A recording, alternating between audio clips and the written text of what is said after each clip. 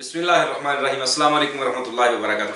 चंद दिन पहले हमारे एक चाहने वाले, मोहब्बत करने वाला साथी सऊदी अरब से, नाम मेरे ज़हन से निकल गया है, उन्होंने ये सवाल किया था कि हकीम साहब, हमारी वीडियो देखी थी ना उसने कि जो पसीना कसरत से आता है, उन्होंने सवाल किया था कि पाँव में जो बदबूदार पसीना आता है उसके लिए क्या करें, उसके लिए कुछ बताएं। तो बस मेरे जहन से वो निकल गया। तो उन्हें मैंने एक कावा बताया था, तो कावा उन्होंने कल ही अल्हम्दुलिल्लाह उनका मैसेज आया, ढेरों दवाएं अल्हम्दुलिल्लाह, ढेरों दवाएं दी उन्होंने अल्हम्दुलिल्लाह। तो कह रहे थे बहुत पुराना मसला था, कई सालों से, 8-10 साल से जो मेरे पाँव में से बदबू आती थी, अल्हम्दुलिल्लाह अब बदबू नहीं आती। पसीना तो आता है, बदबू नहीं आती। वरना जब मैं रूम में अपने जराबे वगैरह उतारता था तो सारे साथी परेशान होते थे। वो नुस्खा सुन ले जरा। ये सबसे पहले इसकी वजूहात बताऊं कि बदबूदार पसीना क्यों आता है। इसकी मेन वजह आपका निज़ाम की खराबी है। आपके जिस्म के अंदर तेजाबियत, खून का गाढ़ापन और आपका हाजमे का खराब रहना, ये वजह है मेन। अपनी ग़िज़ा को कंट्रोल करें।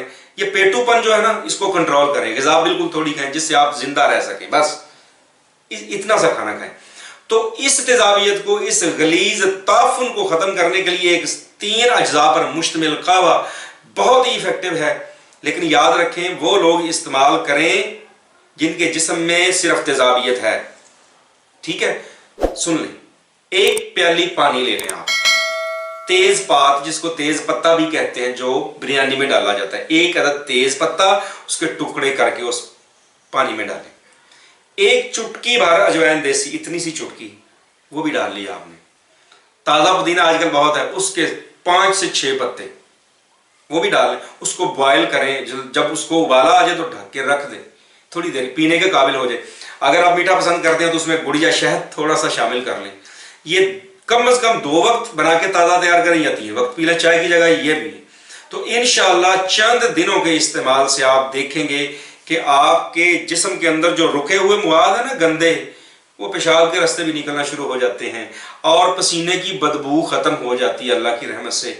आपका हाजमा दुरुस्त, जो बड़ी हुई बैली है वो भी ठीक हो जाएगी। जो ठंडे पानी पी पी के हमने अपने आज़ाद जाम कर लिए हुए हैं, वो भी रवा होना शुरू हो जाते हैं। साले रतूबात पैदा करके जिस्म को ये ताकत भी देता है, जिस्म को एक्टिव भी करता है, और जो अंदर टॉक्सिन, जहर जम है, उनका अखराज करता है और पसीने से बदबू आना बंद हो जाती है। यह आपके ग्लैंडुलर सिस्टम को तहरीक देता है, उसको चालू करता है, उसको फाल करता है, ताकि, क्योंकि जो नालीदार वजूद है उन्हीं का काम है जिस्म के अंदर से जहरों को निकालना। जिस तरह गुर्दे नालीदार वजूद है और वो खून में से पेशाब को, यूरिया को निकालते हैं, बंदा तंदुरुस्त रहता है, वरना बंदा, हाँ जी समझ गए होंगे आप।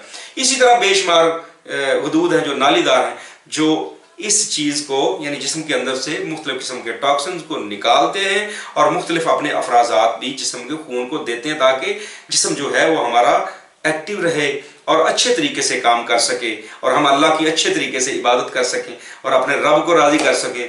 उम्मीद है इंशाअल्लाह आप हमारे साथ रहेंगे। ये छोटे छोटे कुलिये, छोटे छोटे नुस्खे, हकीकी नुस्खे, ये आपकी नज़र करते रहेंगे जब तक ज़िंदगी रही।